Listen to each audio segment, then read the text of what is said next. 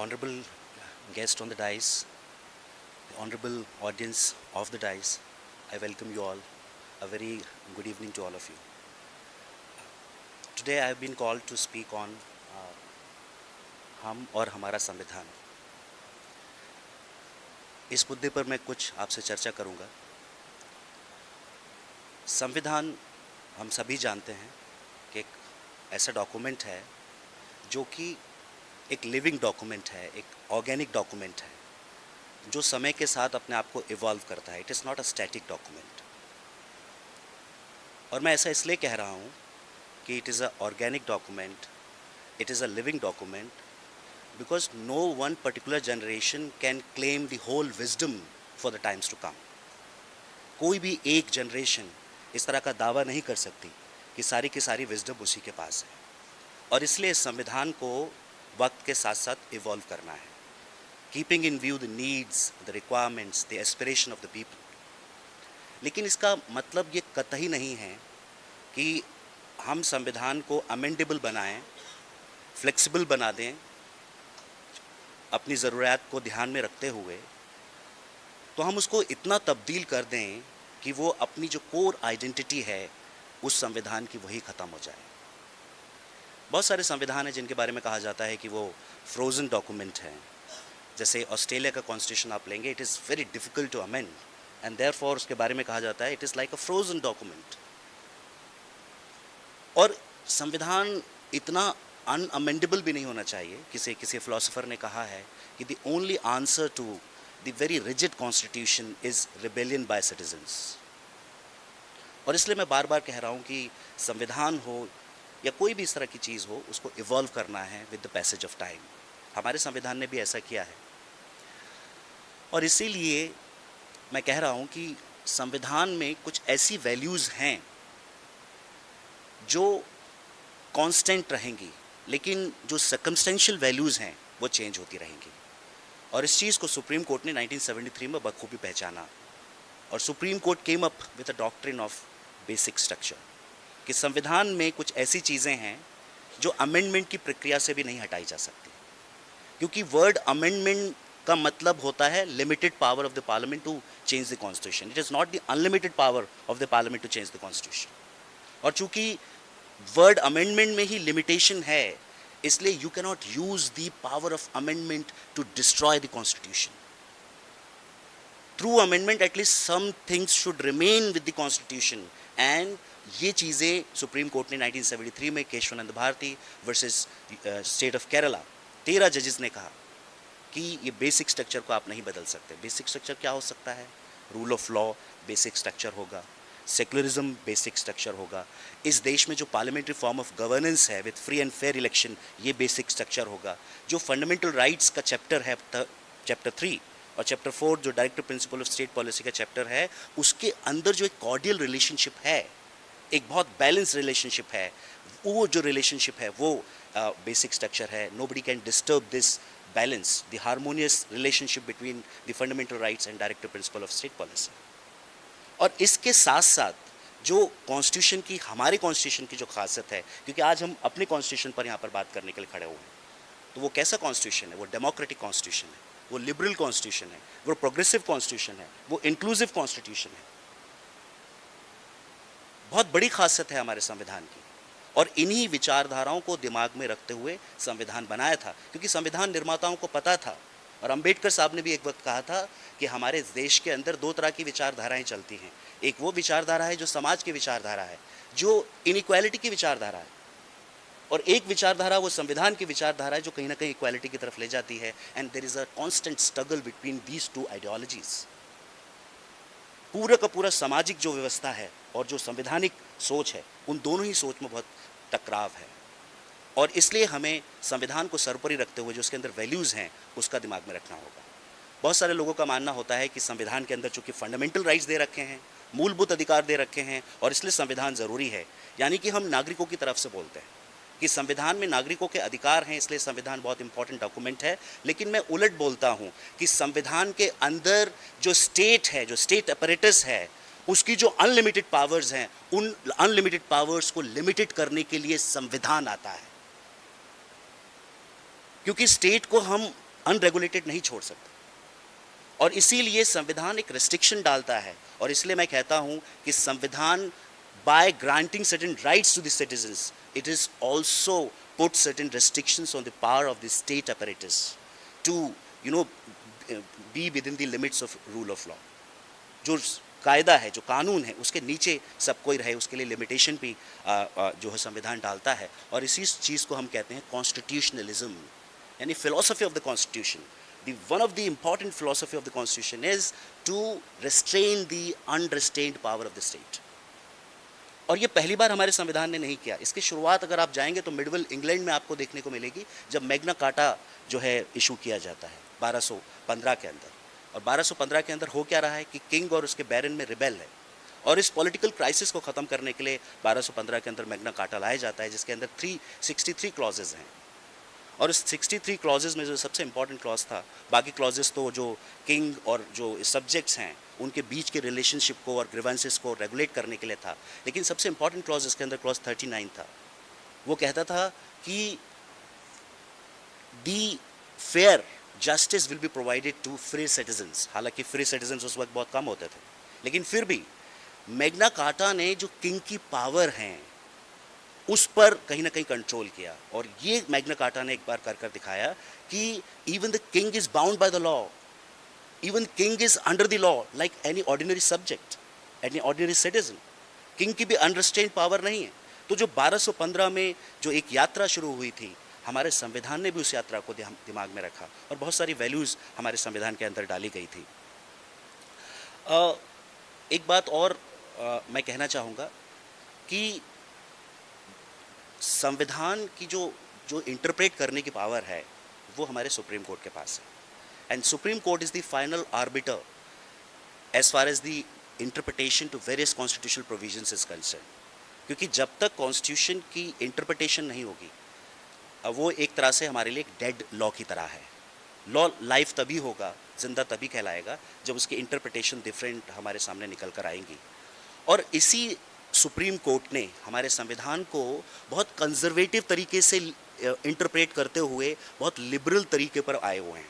और इस यात्रा को मैं कहता हूँ कि यात्रा शुरू हुई करीब करीब 1975 से लेकर और 1978 तक आते आते इस तरह के आप डिसीजंस देखेंगे सुप्रीम कोर्ट के कि वो कंजर्वेटिव इंटरप्रिटेशन से बहुत ज़्यादा लिबरल इंटरप्रिटेशन की तरफ गया है। आपने बहुत सारे केसेस देखे होंगे, हालांकि अब मुझे यहाँ नहीं पता कि कितने लॉ के स्टूडेंट्स हैं, लेकिन एक केस का मैं जिक्र ज़रूर करूँगा, एडीएम जबलपुर वर्सेस शिवकांत शुक्ला। ये एक ऐसा इम्पॉर्टेंट केस है जिसको हम हैबेस कॉर्पस केस के भी नाम से जानते हैं, और ये इतना इम्पॉर्टेंट केस है जो इमरजेंसी के दौरान हमारे जजेस डिसाइड कर रहे हैं। और देखिए कितना, और इसलिए मैं कहता हूँ कि nothing is a political category in this world, everything is political. Even our Supreme Court is a political institution. With being a constitutional institution, it is also a political institution. वो देखता है कि समाज में क्या हो रहा है, वो देख रहा है कि कहाँ क्या हो रहा है। और इसीलिए सुप्रीम कोर्ट ने एक रेस्ट्रिक्टिव इंटरप्रिटेशन आर्टिकल 21 में दी। आर्टिकल 21 कहता है, no one shall be deprived of his life and personal liberty except according to the procedure established by the law. यानी कि आप किसी की पर्सनल लिबर्टी जो बहुत इंपॉर्टेंट है, जो किसी की लाइफ जो बहुत इंपॉर्टेंट है, अगर आप उसको छीनना चाहते हैं तो एक प्रोसीजर से छीनेंगे, और वो प्रोसीजर लॉ के द्वारा एस्टैब्लिश होना चाहिए। सुप्रीम कोर्ट ने इंटरप्रिटेशन दिया कि अगर प्रोसीजर है तो आप किसी की लिबर्टी, आप किसी की लाइफ छीन सकते हैं। ये बहुत कंजर्वेटिव इंटरप्रिटेशन है, क्योंकि प्रोसीजर किस तरह का भी आप लॉ से बना लीजिए और ज़िंदगी छीन लीजिए। जब इस प्रोविजन पर आर्टिकल 21 पर सुप्रीम कोर्ट में बहस हो रही थी, सुप्रीम कोर्ट के जजेस ने, जो उस वक्त के एडवोकेट जनरल जो थे अटॉर्नी जनरल निरेन डे, उनसे पूछा, can you make a procedure for shooting a person and you can kill a person? And the Attorney General replied, my lordship, I am very sorry, but yes, this is the situation. If we have a procedure to kill a person, then we can kill a person if we have a procedure under Article 21. ये बहुत restrictive interpretation था supreme court का कि अगर आपके पास procedure है तो आप किसी को मार सकते हैं या उसकी ज़िंदगी, उसकी जो है फ्रीडम को छीन सकते हैं। लेकिन जैसे इमरजेंसी ख़त्म हुई और उसके बाद जब सुप्रीम कोर्ट को पहली बार मेनका गांधी में मौका मिला, तो Maneka Gandhi versus union of India में 1978 के अंदर सुप्रीम कोर्ट ने एक लार्जर जो लिबरल इंटरप्रिटेशन किया आर्टिकल 21 का, और उन्होंने कहा जो आर्टिकल 21 में शब्द आते हैं, the procedure establish by the law, ये कोई भी प्रोसीजर नहीं हो सकता, but this procedure must be fair, reasonable and just. तो यहाँ पर सुप्रीम कोर्ट क्या कर रहा है कि जो बातें कॉन्स्टिट्यूशन में नहीं लिखी गई हैं उसको डालने की कोशिश कर रहा है, जिसे हम अमेरिकन कॉन्स्टिट्यूशन में कहते हैं ड्यू प्रोसेस ऑफ लॉ। यानी कि कोई भी प्रोसेस बनाकर आप जिंदगी नहीं छीन सकते। वो प्रोसीजर कैसा होना चाहिए? वो प्रोसीजर रीजनेबल होना चाहिए, जस्ट होना चाहिए, फेयर होना चाहिए, और इसको कहा गया प्रोसीजरल फेयरनेस।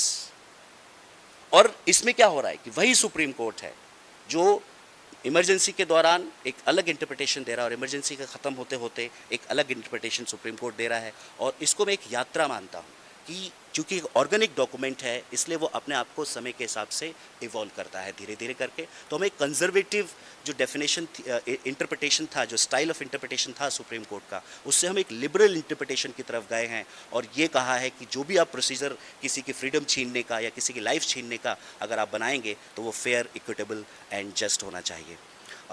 एक और बात मैं कहूँगा कि आजकल बहुत ज़्यादा हम, क्योंकि मैं भी अभी जुडिशरी की बात कर रहा हूँ और उस वक्त की भी जुडिशरी मैंने आपको दिखाई कि किस तरह की जुडिशरी काम कर रही थी, तो आज की भी जुडिशरी पर थोड़ा सा नज़र मारना बहुत ज़्यादा ज़रूरी है कि जब इमरजेंसी के दौरान जुडिशरी प्रेशर में आ सकती है तो आज भी आ सकती है। और जब भी आप इस तरह की एब्सोल्यूट मेजॉरिटी के साथ गवर्नमेंट्स बनाते हैं तो उसके अपने कॉन्सिक्वेंसेस निकलते हैं। With all apology and with all respect to the Supreme Court, now I think in the Supreme Court also there is something amiss in the Supreme Court. लोग ये तो ज़रूर पूछ रहे हैं कि सुप्रीम कोर्ट के 4 ऑनरेबल जजेस ने जो तरीका अपनाया है वो तरीका सही नहीं था, यानी कि उनके तरीके पे सवाल उठाए जा रहे हैं, लेकिन वो उन लोगों ने ये कदम क्यों उठाया इस पर कम चर्चा हो रही है। चर्चा तरीकों पर तो हो रही है कि तरीका बेहतर था, तरीका गलत था, या आज तक इस तरह का अनप्रेसिडेंटेड तरीका in the history of India नहीं अपनाया गया, लेकिन इस पर चर्चा नहीं हो रही कि वाई 4 सीनियर मोस्ट जजेस एंड इंपॉर्टेंट जजेस they constitute the collegium of the supreme court. Beside Chief Justice of India, these 4 judges constitute the collegium who decide very important matters. Transfer, appointment to High Court, appointment to Supreme Court. These matters are decided by this collegium. And these honorable 4 judges they are part of this collegium. They are very important judges. And they, brought out certain important questions, what is happening inside the Supreme Court. And as an institution created by the Constitution of India, Supreme Court cannot operate without transparency and accountability. Yes, according to the Constitution, we will give you independence, but that independence cannot be without accountability. हम आपको independence देना चाहते हैं, क्योंकि बगैर independence के आप fairness नहीं कर सकते, आपके फैसले जस्ट एंड रीजनेबल नहीं होंगे। लेकिन आपकी भी जो इंडिपेंडेंस है that cannot be without transparency and accountability.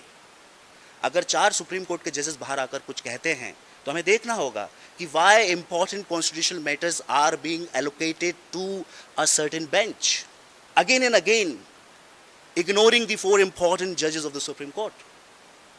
क्यों ऐसा हो रहा है? कहीं ना कहीं हमें सोचना पड़ेगा। जस्टिस लोया का केस आप देखिए, जजेस ने कहा, जब मीडिया ने उनसे पूछा गया कि योर लेटर वाज अबाउट जज Loya's death, justice Gogoi replied yes, it was about Justice Loya's death. Why the same fraternity is not so much eager to conduct an independent probe into Judge Loya's death? Why they're so afraid? मैं independence of judiciary के पूरे favour में हूँ, लेकिन कभी आपने इस तरह के इंस्टीट्यूशंस देखे हैं? आरटीआई कहता है कि every body, every authority which is created by the constitution is authorised to give answers under RTI, section 2H of RTI act 2005। Public authority define करता है। पब्लिक अथॉरिटी का मतलब है कोई भी ऐसी चीज जो संविधान ने बनाई हो, पार्लियामेंट ने बनाई हो, स्टेट असेंबलीज ने बनाई हो, सरकार के नोटिफिकेशन से बनी हो, पब्लिक अथॉरिटी है। Supreme court is created by the constitution under article 124 of the constitution. Supreme Court is the creation of the Constitution, and therefore, if you see Section 2H of RTI and Article 124 of the Constitution, Supreme Court is a public authority answerable under RTI. But Supreme Court is saying, no, we are not answerable under RTI because the office of the Chief Justice is not answerable under RTI. It is not a public authority. आप सबको कानून बताते हैं, the people who are contesting election, they should come out clean. They must submit their educational qualification, their criminal antecedents, their all dues to the government, etc. and etc. and when it comes to you, you say we are not covered by RTI. This matter went to CIC, Central Information Commission. Central Information Commission decided that Supreme Court is covered by RTI. Then this matter went to the High Court. High Court said you are covered by RTI. And now this matter is pending before the Supreme Court. And you say the Supreme Court will decide this matter. Do you think it will decide against? So these are very important questions which we need to ask कि हम किस तरफ जा रहे हैं. अगर transparency की बात करते हैं तो आपको भी करना पड़ेगा. और इसको मैं कहता हूँ कि इसको हम कहते हैं शॉकिंग थ्योरी, कि आपको जो डिफरेंट इंस्टीट्यूशंस हैं डेमोक्रेसी के, उनको कहीं ना कहीं शॉक देना पड़ेगा. जैसे हम इलेक्ट्रिक शॉक देते हैं, शॉक देना पड़ेगा. और तभी ये इंस्टीट्यूशंस डेमोक्रेटिक होंगे, तभी ये इंस्टीट्यूशंस अकाउंटेबल होंगे, तभी ये इंस्टीट्यूशंस ट्रांसपेरेंट होंगे. वरना जितने नॉन ट्रांसपेरेंट होंगे, जितने नॉन अकाउंटेबल होंगे, ये उतने ही एंटी डेमोक्रेटिक होंगे. क्योंकि democracy is all about the accountability, democracy is all about transparency. और इसलिए हमें इन सारे सवालों का जवाब देना होगा. संविधान के आप इंटरप्रेटर हैं, हम मानते हैं, लेकिन आपके इंटरप्रिटेशन इतनी जल्दी कैसे बदलते हैं हमें समझ नहीं आता है. मैं सेकुलर कॉन्स्टिट्यूशन हमने कहा, अभी हज सब्सिडी पर सरकार ने एक फैसला लिया. 2012 में जस्टिस मार्कंडे काटजू जी ने एक फैसला दिया था जब हज सब्सिडी चैलेंज की गई थी. और जस्टिस मार्कंडे काटजू ने कहा कि हज सब्सिडी का जो दिया जाता है वो इतना नॉन कॉन्सिक्वेंशियल है, इतना इनकॉन्सिक्वेंशियल अमाउंट है हमारे बजट का, कि उससे कोई भी संविधान के अंदर गड़बड़ी पैदा नहीं होती है, इसलिए ये कॉन्स्टिट्यूशनल है. उसके थोड़े दिन बाद ही एक और बेंच बैठती है और वो कह देती है कि कॉन्स्टिट्यूशनल तो है लेकिन ख़त्म किया जाए. और 2022 तक का टारगेट दे दिया गया. और आज जो हमारी सरकार है वो क्या कहती है? No appeasement, development with dignity. यानी कि हज सब्सिडी खत्म करना लोगों को डिग्निटी देना है, अपीजमेंट के खिलाफ है. तो जो डिफरेंट स्टेट्स में जो यात्रास के लिए जो अमाउंट दिया जा रहा है, जो विदेशों में भी, कंबोडिया जाने के लिए, श्रीलंका जाने के लिए, पाकिस्तान जाने के लिए, मानसरोवर चाइना में जाने के लिए, ये अमाउंट के डिग्निटी के खिलाफ नहीं है. When one amount which is given to the in the Hajj subsidy is against the dignity of a person, then how you are giving dignity by giving the same amount to the people of other community? I think the government is doing indignified work for the people whom it claim to represent. और इसलिए तकाजा तो ये कहता है कि अगर आपने कोई स्टेप यहाँ पर लिया है तो सेम स्टेप आपको वहाँ लेना चाहिए, क्योंकि you are a secular state. मैं जो आप अरेंजमेंट करते हैं इसके खिलाफ नहीं हूँ. आप जो कुंभ मेला में आप अरेंजमेंट करते हैं, आपको लॉ एंड ऑर्डर मेंटेन करने के लिए करना पड़ेगा, बहुत बड़ा अमाउंट आपको खर्च करना पड़ेगा, क्योंकि आपकी जिम्मेदारी है लॉ एंड ऑर्डर मेंटेन करने की. लेकिन जब आप स्टेट एलोकेट जब आप फंड करते हैं और आप फिर दूसरे को कहते हैं कि नहीं कर सकते हैं, हालांकि ये बहस अलग है कि वो फ़ायदा किसको जा रहा था, वो एयर इंडिया को जा रहा था या किसको जा रहा था, ये बहस अलग है. लेकिन अगर अमाउंट एलोकेट हो रहा है तो एक कम्युनिटी के लिए वो इनडिग्निटी है और दूसरी कम्युनिटी के लिए वो डिग्निफाइड एक्ट है, ऐसा मैं नहीं मानता हूँ. और यही मैं समझता हूँ कि इंटरप्रिटेशन का एक तरह से खेल भी होता है. नेशनल एंथम कोई जज आते हैं तो कंपलसरी हो जाता है, लेकिन कोई जज आते हैं तो वो कहते हैं कि सिनेमा घरों में लोग प्योर एंटरटेनमेंट के लिए जाते हैं, कल जाकर आप सिनेमा हॉल्स में शॉर्ट और टी शर्ट्स में भी आने के लिए मना करेंगे. ये नेशनलिज्म कहाँ तक जाएगा? You should not wear nationalism on your sleeves, and nationalism comes from the mind, not from clothes and not from anywhere else. US में 1943 का एक फैसला बता रहा हूँ, उसके बाद अपनी बात खत्म करूंगा. यूएस में एक सवाल आया, क्या saluting the national flag of the United states is compulsory? 1943 में एक फैसला आया, यूएस सुप्रीम कोर्ट ने कहा कि you cannot compel a person और a citizen to salute the US flag. Compel नहीं कर सकते, क्योंकि देशभक्ति कंपल्शन का काम नहीं है. और ये जो जिंगोइज्म चल रहा है, इसकी कोई भी जगह हमारे संविधान के अंदर नहीं है, क्योंकि जब भी आप कंपल्शन की बात करेंगे तो जो संवैधानिक स्पिरिट है वो कहीं ना कहीं मरेगी. और इसलिए अगर आप संविधान को एक लिविंग डॉक्यूमेंट, एक ऑर्गेनिक डॉक्यूमेंट आप रखना चाहते हैं, तो सरकारों की जो पावर है, जो अनलिमिटेड पावर है, उस पर भी कहीं ना कहीं हमें रेस्ट्रिक्शन की बात करनी होगी. आज उत्तर प्रदेश के अंदर एनकाउंटर को पॉलिसी की तरह कहा जा रहा है और दहाड़ा जा रहा है. कि एनकाउंटर हम कर रहे हैं, हमने इतने लोग मार दिए, इतने लोग कर दिए, लेकिन ये एनकाउंटर जब आप एक स्टेट पॉलिसी बनाएंगे तो कहीं ना कहीं वो फेक एनकाउंटर होगा, क्योंकि एनकाउंटर शब्द ही का मतलब होता है मुठभेड़, यानी कि आप गए कहीं पर और आपसे मुठभेड़ हो गई, लेकिन आप प्री प्लानिंग इस इंडिशन से जाएंगे कि एनकाउंटर करना ही करना है, तो ये कहीं ना कहीं ह्यूमन राइट जो हमारे हैं उनका कहीं ना कहीं वायलेशन है, हमारे कॉन्स्टिट्यूशनल प्रोविजंस का वायलेशन है, और जो हमारे कॉन्स्टिट्यूशन मेकर्स ने जो सपना देखा था एक इंक्लूसिव भारत का, एक डेवलप्ड भारत का, एक ऐसे प्रोग्रेसिव भारत का, डेमोक्रेटिक भारत का, रिपब्लिक का, वो सपना कहीं ना कहीं मरेगा। और इन्हीं चंद शब्दों के साथ मैं अपनी बात को ख़त्म, बहुत बहुत